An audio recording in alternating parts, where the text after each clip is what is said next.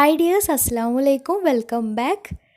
അപ്പോൾ ഇന്ന് പരിചയപ്പെടുത്തുന്നത് ഒരു ടർക്കിഷ് ഇഫ്താർ സ്നാക്കാണ്. നല്ല ടേസ്റ്റാണ് ഇത് കഴിക്കാനായിട്ട്. ഉണ്ടാക്കിയെടുക്കാനും നല്ല എളുപ്പമാണ്. എല്ലാവർക്കും ഒരുപോലെ ഇഷ്ടാവുകയും ചെയ്യും. ഏകദേശം ഒരു പിസയുടെ ടേസ്റ്റാണ് ഇതിനുള്ളത്. പിന്നെ ഇത് ഒരെണ്ണം ഉണ്ടാക്കിയാൽ തന്നെ നോമ്പ് തുറക്കുന്ന സമയത്തൊക്കെ കട്ട് ചെയ്ത് കഴിക്കുമ്പോൾ അത്യാവശ്യം ഉണ്ടാവുകയും ചെയ്യും. അടിപൊളി ടേസ്റ്റുമാണ്.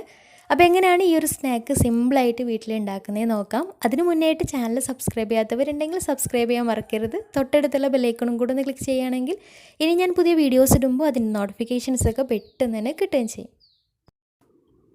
അപ്പോൾ ഈ ഒരു സ്നാക്ക് തയ്യാറാക്കി എടുക്കാൻ വേണ്ടിയിട്ട് ആദ്യം തന്നെ ഒരു ബൗളിലേക്ക് 1.25 കപ്പ് ഇളം ചൂടുള്ള പാൽ ഒഴിച്ചു കൊടുക്കാം. പാലിന് പകരം ഇളം ചൂടുള്ള വെള്ളമായാലും കുഴപ്പമൊന്നുമില്ല. അപ്പോൾ തിളച്ചിട്ടുള്ള പാലോ വെള്ളമൊന്നും എടുക്കരുത്, ഇളം ചൂട് മതിയാവും. ഇനി ഇതിലേക്ക് 2 ടേബിൾ സ്പൂൺ പഞ്ചസാര ചേർത്ത് കൊടുക്കാം. എന്നിട്ട് ഇതിലേക്ക് ഒരു 1.25 ടീസ്പൂൺ ഇൻസ്റ്റൻറ്റ് ഈസ്റ്റും കൂടെ ചേർത്തിട്ട് നന്നായിട്ട് മിക്സ് ആക്കിയിട്ട് ഒരു 10 മിനിറ്റ് ഒന്ന് പൊങ്ങി വരാൻ വേണ്ടിയിട്ട് മാറ്റി വെക്കാം. അപ്പോൾ ഏകദേശം 10 മിനിറ്റ് കഴിഞ്ഞാൽ ഇനി ഒരു ബൗളിലേക്ക് 3 കപ്പ് മൈദ ചേർത്ത് കൊടുക്കാം. അപ്പോൾ ഞാനിപ്പോൾ 2 എണ്ണം ഉണ്ടാക്കി എടുക്കുന്നുണ്ട്. അപ്പോൾ നിങ്ങൾ 1 ഉണ്ടാക്കുന്നുള്ളെങ്കിൽ 1.5 കപ്പ് മൈദയും അതിനനുസരിച്ച് പകുതി പാലും ഈസ്റ്റൊക്കെ ചേർത്ത് കൊടുത്താലും മതിയാവും. ഈ ഒരു സമയം ഈസ്റ്റ് നന്നായിട്ട് പൊങ്ങി വന്നിട്ടുണ്ട്. ഇനി ഇതിലേക്ക് പാകത്തിന് ഉപ്പും കൂടെ ചേർത്ത് നന്നായിട്ട് മിക്സ് ആക്കിയിട്ട് ഈ ഒരു മൈദയിലേക്ക് ഒഴിച്ചിട്ട് നന്നായിട്ട് കുഴച്ചെടുക്കാം. കുഴച്ചെടുക്കുന്ന സമയത്ത് അതിലേക്ക് ഒരു 2 ടേബിൾ സ്പൂൺ സൺഫ്ലവർ ഓയിലും കൂടെ ചേർത്ത് കൊടുക്കാം. ഇനി നന്നായിട്ട് തന്നെ കുഴച്ചെടുക്കാം. ഇപ്പോൾ കയ്യിൽ ഒട്ടിപ്പിടിക്കുന്നുണ്ടെങ്കിൽ കയ്യിൽ കുറച്ച് ഓയിലാക്കിയിട്ട് കുഴച്ചെടുത്താൽ മതിയാവും. അപ്പോൾ ഏകദേശം 1.25 കപ്പ് പാല് ഈ ഒരു 3 കപ്പ് മൈദയിലേക്ക് കറക്റ്റാണ്. അപ്പോൾ നല്ല സോഫ്റ്റായിട്ട് നന്നായിട്ട് തന്നെ കുഴച്ചെടുത്ത് ഇതുപോലെ നല്ല ബോളാക്കി എടുത്തിട്ട് മുകൾ ഭാഗത്ത് കുറച്ച് ഓയിലൊന്ന് ബ്രഷ് ആക്കിയിട്ട് ഇനി പാത്രത്തിൽ അടച്ച് വെച്ച് നല്ല ടൈറ്റായിട്ട് എയർ ടൈറ്റായിട്ട് അടച്ച് വെക്കാം. അല്ലെങ്കിൽ മുകളിലൊരു നനഞ്ഞിട്ടുള്ള തുണി ഇട്ട് കൊടുത്താലും മതിയാവും. എന്നിട്ട് 2 മണിക്കൂറെങ്കിലും റെസ്റ്റ് ചെയ്യാൻ വേണ്ടി വെക്കാം. ചുരുങ്ങിയത് 1 മണിക്കൂറെങ്കിലും റെസ്റ്റ് ചെയ്യാൻ വേണ്ടി വെക്കാം. ഇത് നന്നായിട്ട് പൊങ്ങി ഇരട്ടിയായിട്ട് വരണം. അപ്പോൾ 2 മണിക്കൂർ കഴിഞ്ഞപ്പോൾ നന്നായിട്ട് തന്നെ പൊങ്ങി നല്ല ഇരട്ടിയായിട്ട് വന്നിട്ടുണ്ട്. ഇനി ഇതുപോലെ ഉള്ളിലേക്ക് ആക്കിയിട്ട് ഒന്ന് കുഴച്ച് കൊടുത്തിട്ട് ഒരുപാട് ഇട്ടിട്ട് നമ്മൾ പൂരിക്കൊക്കെ കുഴച്ചെടുക്കുന്ന രീതിയിൽ ഒരുപാട് ഇട്ടിട്ട് കുഴച്ചെടുക്കേണ്ട. ഇനി കൗണ്ടർ ടോപ്പിൽ കുറച്ച് മൈദപ്പൊടി തൂകിയിട്ട് ഇത് ഹാഫായിട്ട് കട്ട് ചെയ്തെടുക്കാം. അപ്പോൾ ഈ ഒരു ഡോ വെച്ചിട്ട് ഞാൻ 2 എണ്ണം ഉണ്ടാക്കുന്നുണ്ടെന്ന് പറഞ്ഞല്ലോ, അതുകൊണ്ടാണ് കേട്ടോ ഹാഫായിട്ട് കട്ട് ചെയ്തെടുത്തിട്ടുള്ളത്. ഇനി കൗണ്ടർ ടോപ്പിൽ കുറച്ച് പൊടി തൂകിയിട്ട് ഇതുപോലെ കൈ വെച്ചിട്ട് നന്നായിട്ട് പരത്തിയെടുക്കാം. അപ്പോൾ ചെറിയൊരു കട്ടിക്കാണ് ഇത് പരത്തിയെടുക്കുന്നത്. അപ്പോൾ ഇതുപോലെ പരത്തി കഴിഞ്ഞാൽ ഇനി മുകൾ ഭാഗത്ത് കുറച്ച് ഓയിലൊന്ന് ബ്രഷ് ചെയ്ത് കൊടുക്കാം. ഇനി ഇത് ബേക്ക് ചെയ്യാൻ വേണ്ടിയിട്ട് വെക്കുന്ന ട്രേയിലേക്ക് മാറ്റാം. അപ്പോൾ ട്രേയിൽ കുറച്ച് ഓയിൽ ബ്രഷ് ചെയ്ത് കൊടുത്തതിന് ശേഷമാണ് അതിന് മുകളിലാണ് ഈ ഒരു ഡോ വെച്ച് കൊടുത്തിട്ടുള്ളത്. ഇനി ഇത് കുറച്ച് സമയം കൂടെ റെസ്റ്റ് ചെയ്യാൻ വേണ്ടിയിട്ട് മാറ്റി വെക്കാം. ഇനി ഇതിലേക്കുള്ള ഫില്ലിങ്സ് റെഡിയാക്കി എടുക്കാം. അപ്പോൾ അതിന് വേണ്ടിയിട്ട് ആദ്യം തന്നെ ഒരു ബൗളിലേക്ക് 50 ഗ്രാം ബോൺലെസ് ചിക്കൻ ഒരു മിക്സിയുടെ ജാറിലിട്ടിട്ട് നന്നായിട്ട് അരച്ചെടുത്തിട്ടുണ്ട്. ഇനി അതിലേക്ക് 2 ചെറിയ സവാള ചെറുതായിട്ട് കട്ട് ചെയ്തത്, 2 പച്ചമുളക് കനം കുറഞ്ഞ് അരിഞ്ഞത്, പിന്നെ കുറച്ച് മല്ലിയില ചെറുതായിട്ട് കട്ട് ചെയ്തത്, പിന്നെ പകുതി ക്യാപ്സിക്കം ചെറുതായിട്ട് കട്ട് ചെയ്തത്, പിന്നെ 2 ചെറിയ തക്കാളി ചെറുതായിട്ട് കട്ട് ചെയ്തത്, പിന്നെ അതിലേക്ക് 1 ടീസ്പൂൺ ഇഞ്ചി പേസ്റ്റ്, 1 ടീസ്പൂൺ വെളുത്തുള്ളി പേസ്റ്റ്, പിന്നെ പാകത്തിന് ഉപ്പ്, 1 ടീസ്പൂൺ കുരുമുളക് പൊടി, 1 ടീസ്പൂൺ മുളക് പൊടി.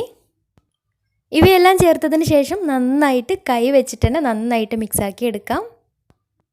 ഈ ഒരു സമയത്ത് ഉപ്പൊക്കെ പാകത്തിന് നോക്കിയിട്ട് ഉപ്പൊക്കെ കറക്റ്റാക്കി കൊടുക്കാം. പിന്നെ ഒരു 2 ടേബിൾ സ്പൂൺ സൺഫ്ലവർ ഓയിലും കൂടി ചേർത്തിട്ട് നന്നായിട്ട് മിക്സാക്കി എടുക്കുന്നുണ്ട്. അപ്പോൾ ഇതിലേക്കുള്ള ഫില്ലിങ്സ് റെഡി ആയിട്ടുണ്ട്. ഇനി ഇതൊരു ഭാഗത്തേക്ക് മാറ്റി വെക്കാം. അപ്പോൾ ഈ ഒരു സമയത്ത് തന്നെ നേരത്തെ പരത്തി വെച്ചിട്ടുള്ള മാവ് ഏകദേശം പൊങ്ങി വന്നിട്ടുണ്ട്.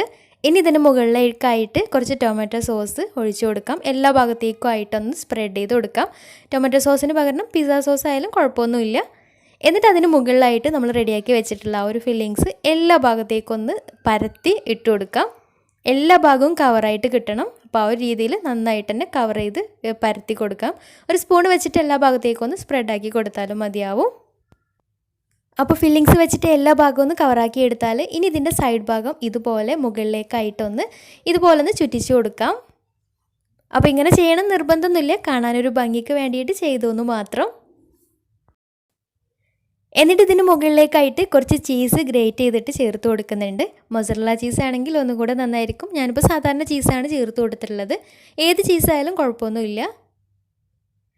ഇനി ചീസിന് പകരം നമുക്ക് വൈറ്റ് സോസ് ഉണ്ടാക്കിയിട്ട് അങ്ങനെ ചേർത്ത് കൊടുത്താലും മതിയാവും. വൈറ്റ് സോസ് ഉണ്ടാക്കുന്നത് മുന്നേ ഒരു ബ്രെഡ് വെച്ചിട്ടൊരു പിസ്സ ചെയ്തിട്ടുണ്ടായിരുന്നു, അതിൽ കാണിച്ചിട്ടുണ്ട്. അപ്പോൾ അതിൻ്റെ ലിങ്ക് ഡിസ്ക്രിപ്ഷൻ ബോക്സിൽ കൊടുക്കാം. ഇനി നമ്മൾ നേരത്തെ ചുറ്റിച്ച് വെച്ചിട്ടുള്ള അതിന് മുകളിലേക്കായിട്ട് കുറച്ച് എഗ് വാഷ് ചെയ്ത് കൊടുക്കുന്നുണ്ട്. ഒരു മുട്ട കലക്കിയിട്ട് അതൊന്ന് ബ്രഷ് ചെയ്ത് കൊടുക്കുന്നുണ്ട് ആ ഒരു ചുറ്റിച്ച ഭാഗത്ത് മാത്രം. എന്നിട്ട് അതിന് മുകളിലേക്കായിട്ട് കുറച്ച് വൈറ്റ് എള്ളും കൂടെ ഇട്ട് കൊടുക്കുന്നുണ്ട്. ഇതൊന്നും നിർബന്ധമില്ല, ഓപ്ഷണലാണ്. ഇങ്ങനെ മടക്കി കൊടുത്തിട്ടില്ലെങ്കിൽ അങ്ങനെ നേരെയും വെച്ച് കൊടുക്കാം. കാണാനൊരു ഭംഗിക്ക് വേണ്ടിയിട്ട് അങ്ങനെ ചെയ്തു എന്ന് മാത്രം. ഇനി നേരത്തെ മാറ്റി വെച്ചിട്ടുള്ള മറ്റേ ഡോയും ഇതുപോലെ ചെയ്തെടുക്കാം. ഒരു ട്രേയിൽ ഇതുപോലെ പരത്തിയിട്ട് ആദ്യം ടൊമാറ്റോ സോസ് ഒഴിച്ച് കൊടുക്കാം. അതിന് മുകളിലേക്കായിട്ട് റെഡിയാക്കി വെച്ചിട്ടുള്ള ഫില്ലിങ്സും വെച്ചിട്ട് മിക്സാക്കി കൊടുക്കാം.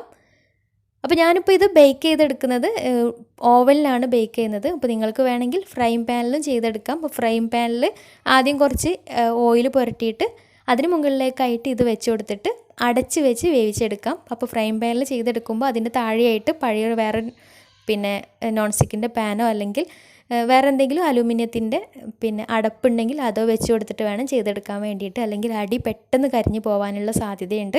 അപ്പോൾ അടച്ച് വെച്ച് ലോ ഫ്ലെയിമിൽ ഇട്ടിട്ട് ഒരു 20 മിനിറ്റ് വേവിച്ചെടുക്കാം.